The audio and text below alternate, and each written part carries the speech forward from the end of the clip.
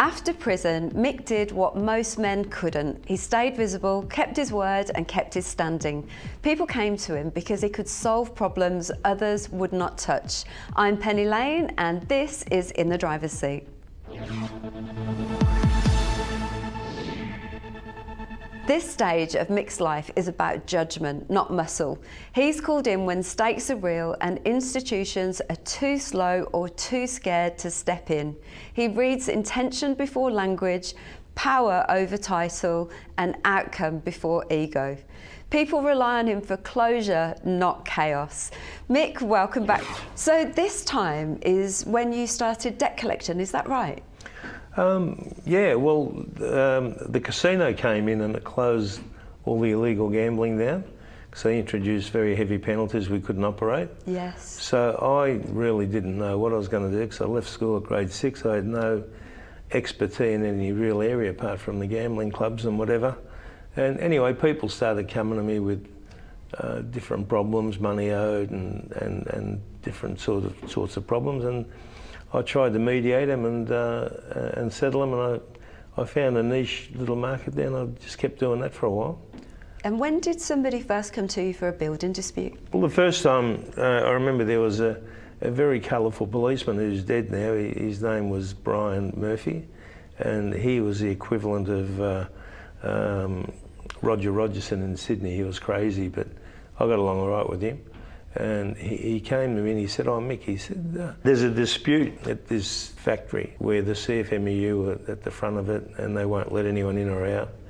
And he said, do you reckon you could go and have a chat to them and whatever?" So anyway, I only half knew John not that well, John Setka. So I went and spoke to him about it, and he said, "Oh, mate," he said, "we're a bit worried. We've seen him driving up and down. We're a bit worried he's going to do something silly." So anyway, I ended up brokering the deal, and they ended up shaking hands, and they lifted the blockade, and everyone went back to work. So that was my first crack. And have you ever walked into a dispute that you couldn't fix? I have, yeah. I have many times, and mainly domestics. You know, people. They come and see about problems with their wives or husbands or divorces or things of that nature. So in the end, I ended up staying away from all that. I wasn't interested in doing anything along them lines. It's just no-win situation. It's very hard. So it's more business. And is it always been the building industry, or has there been other industries? Been people from all walks of life with a problem. They've come and seen me, and we've tried to rectify it. And then through that, I got into the building industry and ended up starting a company called Arbitration and Mediation. Yeah. And looked after many, many builders. Yes. And I'd still do now, although they're trying to put me out of business, but we're still kicking along at the moment. Are you a weapon for the builders, or are you a shield? I'm a buffer for the builders. Right. The unions can be very intimidating. Why?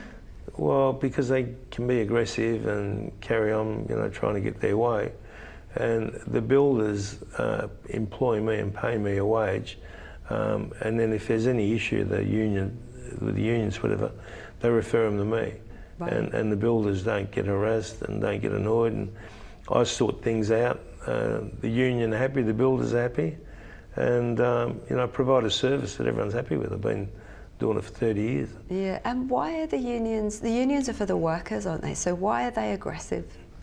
Well, because they try and get their way. It might be that someone's non-EBA, which is non-industrial enterprise bargaining agreements that they sign. So the ones that are non-EBA, they don't pay as much as the others, right, because it's about 20% more. So they try and get everyone to have an EBA. Right. And a lot of people don't want an EBA because it's obviously cheaper to build without it. So that's where the aggression comes in. They try and, get them to come over and. So can you build something in Australia without having the unions involved, or do they have to be involved? No, you can. There's actually a big opening at the moment for a non-EBA union. They can. There's a lot of builders that build, and large builders that are non-EBA. They don't no involvement from the unions. Yes. the union can go in there if it's a health and safety issue. Yeah. But apart from that, they can just close them out, just make them not welcome. And do the workers need the union? Look, the union's a good thing. Yeah. I'll be honest with you, John Setka that run it, he was a fantastic unionist. It's a shame that he left because it wouldn't be in the position it's in today if he was still there. Right. They tricked him into getting out, and unfortunately it's gone to pieces since he left. The men loved him, Yeah. and he was all for the worker. All he worried about was his men getting home safe at night, and improving their workload or whatever, improving all their different things, Yeah. But he was a good man. It would have been in a different position today. Would it He was really? still there. So what's all this corruption smoke? Where did it all start? Look, I think it's not as bad as what they make out. They sensationalise it all, and they blow it out of proportion with no proof. Right. I mean, there's been different things said, but there's still no one's been charged. No one's been to jail. No one's, So I think 90% of it's, don't let the truth get in the way of a good story. Yeah. Okay. And so why did the federal police step in? Well, the federal police stepped in because the administrator obviously couldn't do the job that he was supposed to do, so they got the federal police involved, and they should be chasing drug addicts or drug dealers and things of that nature, and other things, rather than upsetting something that's been going for so long so well and destroying the union. That's exactly what they're doing at the moment. And so do they get brought in because there's like a whistleblower, or there's some kind of scandal, or there's something that sparks their interest? Look, unfortunately, there's always whistleblowers and people wanting to make a name for themselves, and half the time it's not true. Is that right? Yeah, and that's what annoys me. I mean, they say I am the middle of the cobweb. Yeah, I control I read everything. that. All this nonsense they go on about, and it's not true. Mm. And there was a raid on a suburban lawyer called Charlie Pellegrino. Yeah. They used 12 federal police armed to raid him, Yes. and they keep saying in the media that he's my accountant. I've never had nothing to do with him. Really? So that's the type of stuff they get up to, and it annoys me that if I tell the truth and I've done the wrong thing, I'll bow my head and say, well, I've done the wrong thing, and I'll cop it on the chin. But when they tell lie after lie after lie, it just makes me sick. Yeah, and if you're getting paid by builders for doing dispute, what's wrong with it? Well, it's been, like I said, I've been doing it for 30, 40 years. There's never been anything wrong. I'm under the microscope. The police always watch me and always have an interest in whatever I do. Do they? So if I was doing the wrong thing, I would have been charged a long time ago. Yeah. So obviously I'm not. The builders are very happy with what I'm doing. In fact, the federal police are ringing these builders and telling them, make a statement, say that he's standing over you, say that he's doing this, doing it. They won't do it because it's not true. Yeah. They're saying we can't It's do not that. because they're scared. So it was, no, not because they're scared, because they know it's not true. And obviously the administrator and the police want to get a victory, and I'm not going to be a scapegoat for anyone. Yeah, and the guy that they've got in there now, the administrator, Yeah.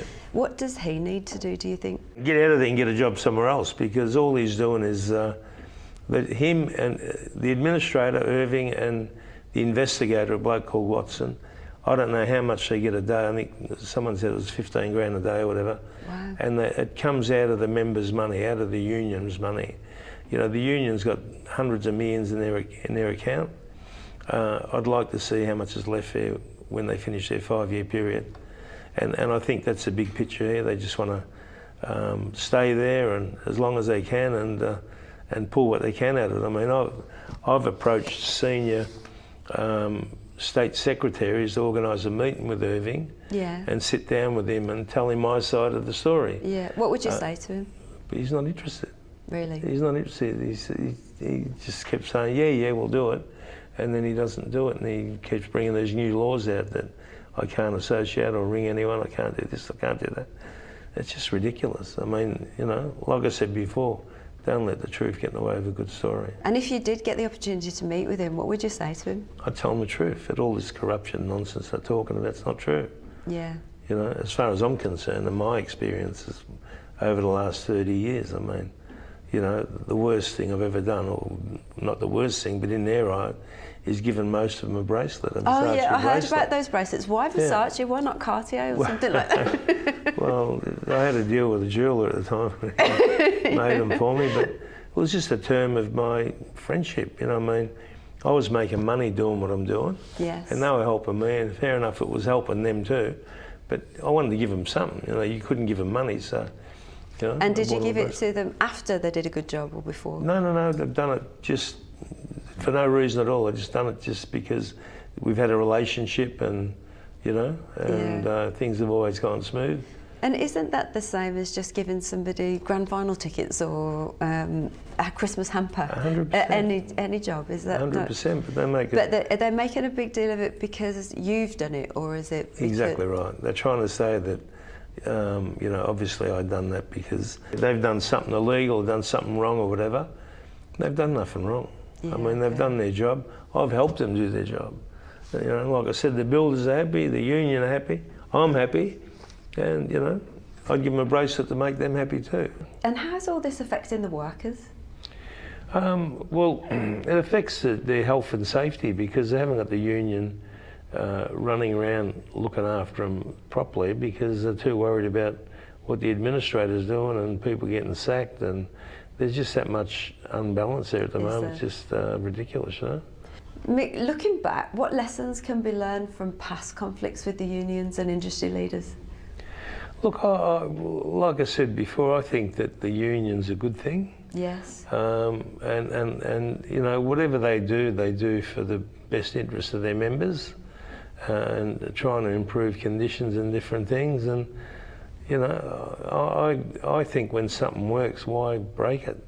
Why destroy it? And I mean, if it works and it's worked so long, and everyone's been happy with it, you know, why upset the apple cart? Yeah, there's some good advice there. Thank you, Mick. Now, we're almost out of time, but tell me a little bit about your book before we go. My book? Well, that was a book that they forced me to write because I was approached by some people that were going to put the book together, and they said that either I could write the book or they would write it with whatever intelligence they get from the police and whatever. So I asked a couple of lawyers and friends and family, and they all agreed that I'm better off being in charge of my own destiny. And so a man by the name of Tom Noble, he used to come to my house all the time and tape conversations, and he ghostwrote it for me, and yeah. You're happy with it? I'm pretty happy with it. Yeah, thank you so much for giving me a coffee. I'm looking forward to it. A few little pieces embarrassing, but it's okay. It's always a good story if there's got some embarrassing parts, and I'm sure there's a lot more interesting parts to you that we haven't found out today. We'll have to have you back on the show. Thanks. Thank you so much for joining me, Mick. It was really good insight. You're an absolute gentleman, and what it's really shown me today is you don't stop and throw stones at every dog that barks. You just move on. Thanks. So good on you. Thank you for joining me. Appreciate it, Penny. Thank you. In the Driver's Seat is brought to you by Laps for Love. This is Ticker, and we'll be right back. You're watching Ticker. We'll have more in just a few minutes.